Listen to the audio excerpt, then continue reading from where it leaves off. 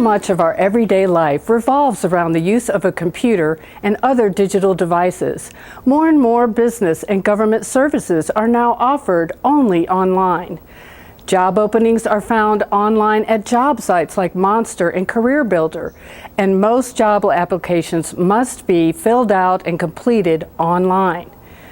Library resources are moving to digital formats, accessed through electronic databases and online programs. And now our libraries offer thousands of ebooks and e-audio books for you to download onto an e-reader or other mobile devices. Knowing how to use a computer, email, and word processing software are essential.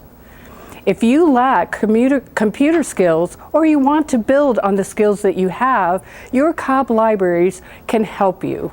Libraries across the county offer free computer classes, digital demo days, and more. You can take instructor-led courses in computer basics, email for beginners, and internet for beginners. The Computer Basics class covers the difference between a personal computer or PC and a laptop, the various parts of a computer, an overview of the Windows desktop, icons, start menu and taskbar, the various buttons on the keyboard, and how to use a mouse and touchpad, and even more. The Email for Beginners class will help you set up a personal email account and show you how to send email, attach documents or photos to an email, and how to organize your emails. And if you want to learn how to search the internet to find information and navigate and use websites like Amazon, you'll want to take the Internet for Beginners class. You can find a listing of the dates, times, and locations of these classes by going to the library website, www.cobbcat.org. Click on the Programs link at the top of the home page. You'll find registration information listed here. Once you've mastered basic computer skills, you can learn advanced skills through online learning programs like Learning Express Library and Gale courses. These online programs are available 24/7 through the e-library collection accessed through the library website. You'll need your library card number and PIN number to access the programs from your home computer. Learning Express Library is an interactive online learning platform that includes video tutorials on computer basics and popular software applications like Microsoft Word, Excel, PowerPoint, Publisher, and Access. Basic, intermediate, and advanced skills are covered in these tutorials. The Gale Courses programs offers hundreds of instructor-led online courses which include all the Microsoft applications, computer troubleshooting classes, computer programming, and even certificate courses in computer networking. The courses are developed by expert instructors, many currently working at universities around the country and have continuous enrollment dates. Each individual course is offered online for 6 weeks and features 12 lessons with online discussions, homework, quizzes, and a final exam. All you need to do to enroll in these courses is use your library card number and PIN number. There is a limit to 5 free classes a year. During the month of December, several libraries will host digital device demo days. You can stop by these libraries for information on how to use your e-reader, tablet, or other device with the library's digital collection. If you don't own one of these devices yet, a digital services librarian will have all of these devices on hand to demonstrate how to use them so that you can make an informed decision when you go to make a purchase. Upcoming dates for digital device demonstrations are Tuesday, December 9th, 2 to 4 p.m.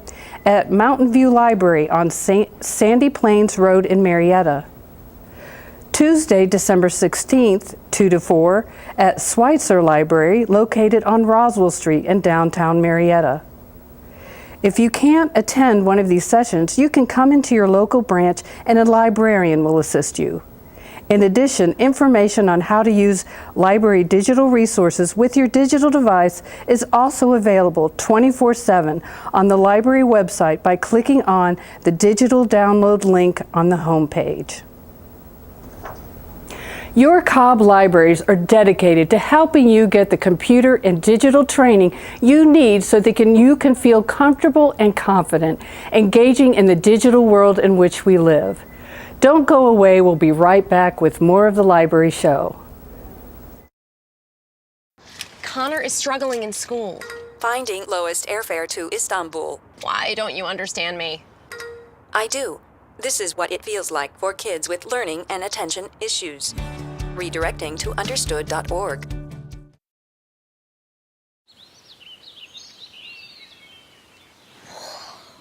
Oh, look, a redhead. Staring contest.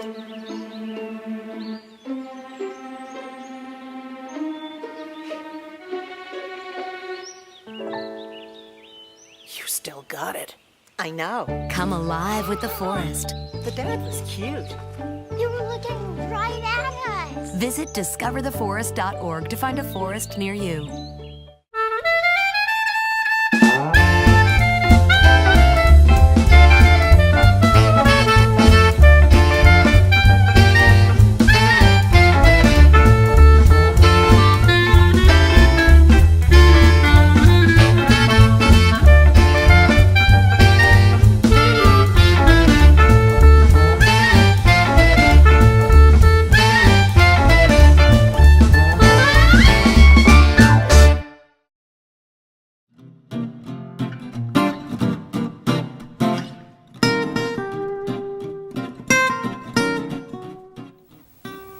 Welcome back to the Library Show. I'm Julia, and today I'm at the Gritters Library with the most awesome Rebecca Mendelson. Rebecca, I am so excited to come to your story time today. Thanks so much for having me. Thanks. All right, so at your story time, I know you do a lot of really, really cool things. I've heard from the parents how much they love your story time. Tell me, what makes your story time so special? I just try to make learning fun. I love kids and I love books, and it's just, I feel like it's my talent to share it with to share my love of learning with the kids. Your story time is super vibrant and exciting and really lively and energetic, and I really love that about your story time. Tell me, I think you're the only librarian I've ever seen use an electric guitar in your story time. Tell me, how does that happen? Well, I love music, and I've played guitar since I was a teenager. My dad taught me, and I think it sets a great example for the kids to play real musical instruments in story time, and it just makes it extra special. Like a rock concert, basically. A little story time rock concert. Never heard anybody, right? That's awesome. The horn on the bus goes beep, beep, beep, beep, beep, beep, beep, beep, beep. The horn on the bus goes beep, beep, beep, all through the town. So how long have you been a librarian? 6 years. Yeah? And did you always feel like that was your calling? Was that something that you always wanted to do? I knew I always wanted to work with books, and then when I worked part-time, I realized that I wanted to definitely be a public children's librarian because it combines all of my talents and everything I love, and it's just perfect for me, and hopefully for the kids too. Yeah, the kids really do seem like they love you, and I heard a couple of parents comment how great you are with their kids. What does that mean to you to know that you're impacting so many lives? It's just amazing, really. It's for us to be able to reach out to the community and have personal relationships with these kids and the families, and it's amazing. Yeah. My name is Laura Ravis. I have lived here off and on since I was 14, but my grandparents moved here when I was about 3, and my grandmother used to play ball in Shaw Park. And so she brought us to the library over here, and I can remember walking around the top of the brick wall the same way my kids walk around the top of the brick wall, and playing in the same places my kids play in the library and getting to read books, and it was just a wonderful time. My favorite part of coming to the library is seeing Miss Rebecca. We started coming here because this was the library I knew from when I was a kid. But the reason we've kept coming here for 4 years is because Miss Rebecca is the most amazing children's librarian And my kids love her.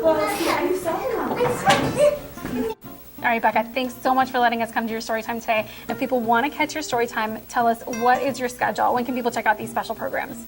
Oh, sure. We have toddlers at 10 on Tuesdays and babies at 11. And then on Wednesdays, we have preschool story time at 11. Awesome. So you got a lot of opportunities to check out Miss Becca's awesome story times. Don't forget, we're here at the Gritters Library. It's tucked away inside cute little Shaw Park off of Canton Road in North Cobb. So you can find out more information about Gritters, about Becca's story time, about everything you've seen here on the library show at cobbcat.org. Thanks again, Becca. It was so much fun to be here. Thank you so much. All right, so we've got more of the library show coming up after this.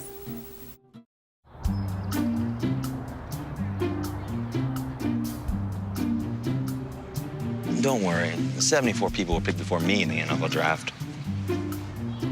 To fight childhood obesity, United Way and the NFL are helping kids play at least 60 minutes a day. Okay, time for the team obstacle course. Yay! What this place needs is more healthy kids. To get involved or donate, go to unitedway.org/play60. Now I get it. Do you have an iPad or Android tablet?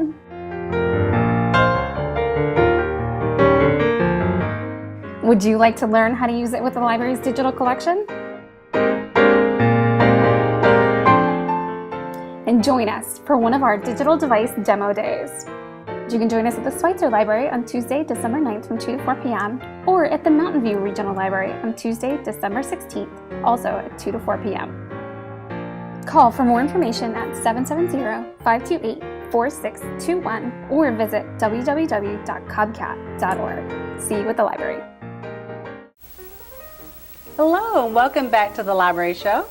I'm Nicole, and today our guest is Kate Jacobson from Kemp Library. Welcome, Kate. Hi. Kate, let's start off by, can you tell us a little bit about Kemp? Well, we are located at 4029 Due West Road in Marietta, Georgia. We are a cute little neighborhood library with a great community. We've got a wonderful staff and a big selection of books and movies and audiobooks. It's totally worth it to make it up that big hill to come in and see what we have going on. We've also got story times for babies and toddlers, and we've got a meeting room for the community to use. Oh, that's incredible. Well, thank you. And today we wanted to talk about teen services here at Kemp.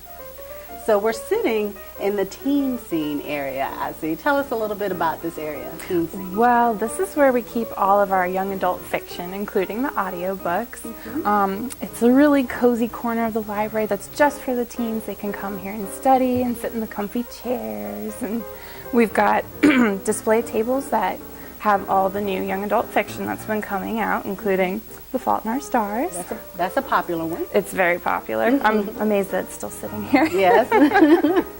Well, this is very comfortable. I like this area. Do you get a lot of students after school? We do, yeah. They like to come here and study, meet up with a group and work on a project, or just come and read for fun. Wow. Well, tell us about the teen programming you have here. Well, we've got the Teen Tumblr page, which is a lot of fun. It's basically a place where the teens can get involved in the library virtually, and they can be creative that way too. They can submit artwork or photos that they've taken, book reviews that they've written, and we'll put it up on the Teen Tumblr page. Wow. Now, Kate, for those of us who are social media challenged, tell us exactly how this works. All right, well, Tumblr is a social networking and blogging website that lets you share pretty much anything you want. You can share photos or blog posts, videos, music, anything. Wow. You can put it out there, and you can make connections with people who share similar interests to you. Wow. So if I read Fault in Our Stars, and I'm inspired to create artwork or poetry, I can go and post that to the blog? Yes. And connect with other people who may be inspired by the same work. Definitely, yeah. Wow, that's incredible. That's a good... Oh, yeah. Now, how exactly would I do that? Well, you would visit the Cobb Library website, which is cobbcat.org. Okay. And the Tumblr page is linked on the front page. It's just this little blue T. Click on that and it'll take you straight to our Tumblr page. Oh, that's incredible. All right, what about upcoming programming? Wow. We're really excited because in March we're having a teen scene meeting, and we're going to open up the floor to all of our teen patrons and find out what they want from us here at the library. What kind of events do they want to have? If they want to have an anime club or a drawing club or anything like that, we want to know so that we can provide it for them. Oh, that's incredible. Now, I know you're a musician. What if you had that sort of talent? Ooh, or any kids might be interested in that? I think they would. And if they are, they should definitely come to the Teen Scene meeting and let us know so that we can put something together so people can share their creative talents with each other. All right. That sounds incredible. Now, if people want more information on programs at Kemp, they can obviously go to the webpage at www.cobbcat.org or, of course, call Kemp with that number. 770-528-2527. Well, thank you so much for sharing this area and all about the programs for teens at Kemp, Kate. Oh, you're welcome. It was fun. Oh, thank you. And we'll be back in a minute with the Library Show.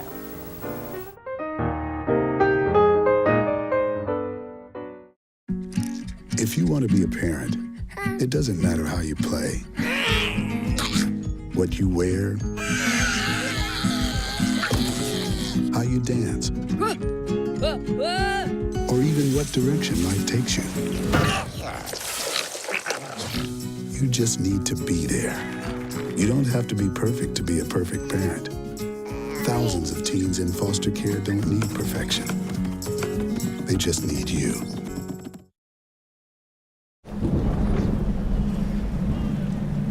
He's on his way. He doesn't even know that we're here. Is he okay? Please tell me he's okay. Laura. Okay, try to call him again. There's no signal. Try. Nothing's working. Well, just Everything's down. This is so bad.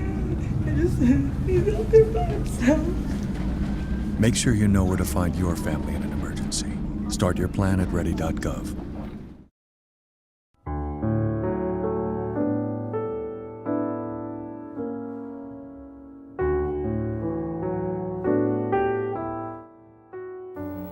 Welcome back to the Library Show. I'm Beth. And I'm Shannon. Beth, it's December. It is. Do you know what happens in December? It gets way too cold. It does get cold because the first day of winter is in December. It's right. Do you like winter? It's okay. It's okay. I love winter because I love snow. But it doesn't really always snow in Georgia. It doesn't always snow, so if it doesn't snow, you can visit your library and find snow books. My first favorite snow book is called The Snowy Day by Ezra Jack Keats. In this book, Peter gets to enjoy a snow day. He does all sorts of fun snow things like build snowmen, have a snowball fight, and make snow angels. That's a good one, and I love the pictures in it. I brought some about enjoying the snow too. This first one is called Under My Hood, I Have a Hat, and it's all about getting bundled up to go play in the snow. Then, once you are bundled up, a good one is Millions of Snowflakes, where a little girl plays in the snow and counts all the snowflakes as they land. Both of these are extra fun to read because they rhyme. You know, I brought a snowflake book too. It's called Snowflake Bentley by Jacqueline Briggs Martin, and it's about Wilson Bentley. He grew up loving weather. He liked to watch the rain, he liked to watch the sun, and he was the first person that took a snowflake and looked at it under a microscope. And do you know what he discovered? What? That no two snowflakes look the same. Every snowflake is different. He also took photographs of snowflakes, and in the back of this book, you can see some of the photographs. You'll have to check this book out from your library so you can see the snowflakes up close. Oh, cool. Well, I brought a book from the nonfiction section too, and this one's called Rain Song, Snow Song by Philemon Sturges. Now, you might be wondering, why is there a book about both rain and snow? Well, you know that when it's warm, it rains, but sometimes when the conditions are just right, that rain becomes snow. This one's also fun to read because it too rhymes, and the pictures are made with collage, so they're really fun to look at. I have another snow book that I brought with me. It's called The Big Snow by Berta and Elman Hader. This is another book that I've loved for a long time. This book talks about what forest animals do in the winter, especially when the snows come. You know, some animals stay all through the winter and they have to find food to eat. Some animals migrate south because it's easier to find food where it stays warm. And some animals hibernate. That means that they sleep through the winter so they don't have to worry about finding food. This is a great book to read. It's a little bit long, but it has lots of information and the pictures are beautiful. Speaking of beautiful pictures, Jan Brett wrote The Mitten. And it's about some animals that find a mitten in the snow. Now, where did this mitten come from? A little boy asked his grandma to knit him mittens, but he wanted them to be bright white. Now, she knew that he would assuredly lose them in the snow. And, yep, he does. So, when these animals find that mitten, they find a cozy home for themselves. Will the boy ever find his lost mitten?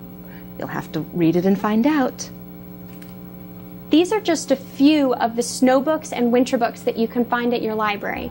I brought a few more. I brought The Snow Day by Komako Sakai. There's O by Kevin Henkes, and a really fun one, Big Snow by Jonathan Bean.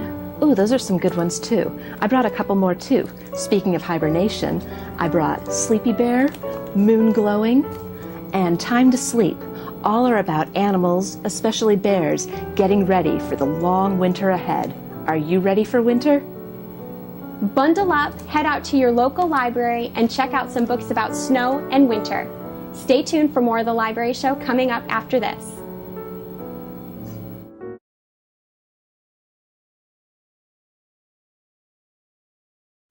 Well, I spent a lot of time in libraries when I was a kid. I lived in small towns all over the South, and there wasn't a whole lot to do at times. And my mother did not believe in television. And I had a bunch of brothers and sisters, and we would go to the library and check out the Max, whatever the Max was, and go home with just a pile of books and then read. And we just grew up surrounded by books in the library. We used to love to go on Saturday morning, go to the library for shows or readings, kids' books or whatever. And it was a very big part of my childhood.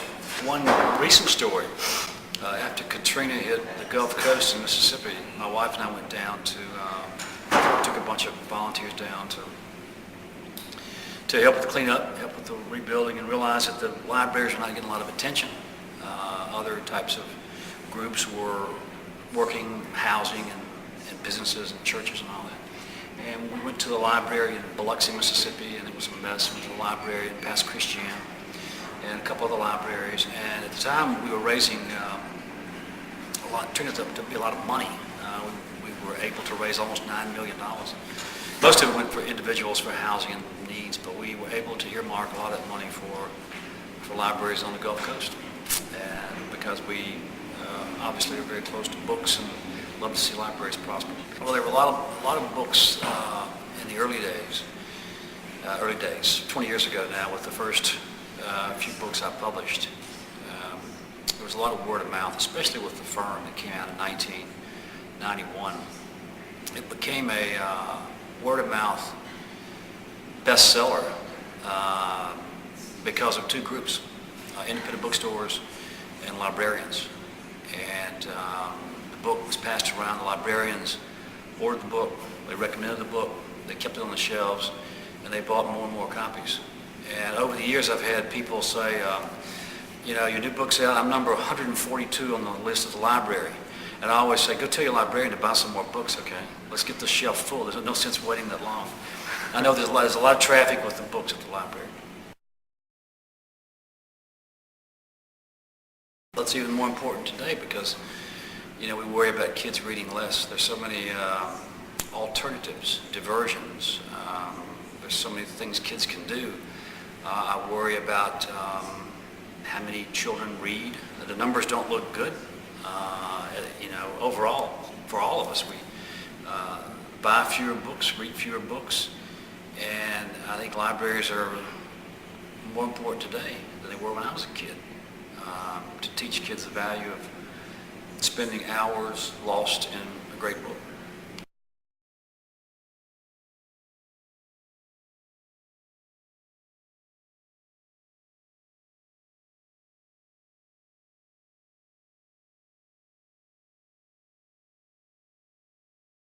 Well, libraries have kind of saved my life as a kid. Whenever the books at the local school were reaching the point that they had to be taken off the shelves and thrown out because the spines were broken in some way, the librarians would call my mom and she would go over there and scoop them up. And so I got a lot of good free books and a lot of adventure because of that. So I have a very fond place in my heart for librarians. You know, I grew up in a very insulated environment. We were inner city, if you like to call it that, Alabama, Montgomery, Alabama. But now when I think about what a real inner city is, I don't think we compare. But it definitely, the libraries were a great place of escapism and allowed for learning and reading. I mean, my love of reading definitely came when I, started visiting libraries and picking out my own books. It was pretty great. I think librarians in general, I just remember the school librarians definitely have a fond place in my heart because we were able to get all of those great books. But you didn't feel like I wouldn't say grown up, a bigger kid till you went to the public library to get your first library card and check out your first book. And then my mom didn't have the nickels for late fees, so you had to be on top of that. Today, it's when I can't, I use libraries very differently from before, growing up. It was just like my safe haven, a great quiet place to go to do research, stare at cute boys in school. Yes, I did that. I am very guilty. But now it's more of a tool for being able to check. It gets really expensive to buy every single solitary book that you're trying to make when you're doing research on stuff, like for my books, So I like to go there every now and again. I haven't been able to do that now, but I used to just go there and sit, get my little corner, and just sit and do research. Well, I feel the same way about library budget cuts as I feel about the literary arts budget cuts.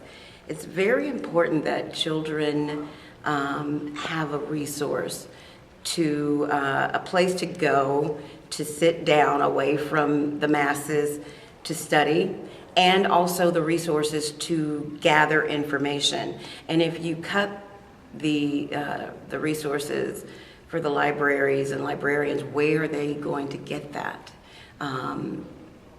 That's something I don't think people are really thinking about.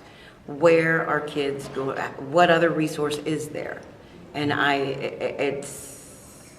and please don't say the internet. I love the internet, but there's just something about the volumes of books that you can just go and refer to a librarian, and the skilled librarian that's there to help. I mean, that breaks my heart, and I hope it's revisited. I really do. Well, I just my children's middle grade reader.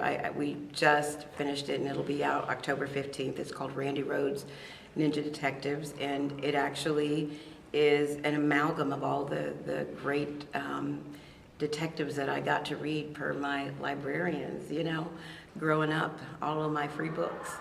So I'm excited about that. I'm a little nervous too that people are going to be reading it for the first time.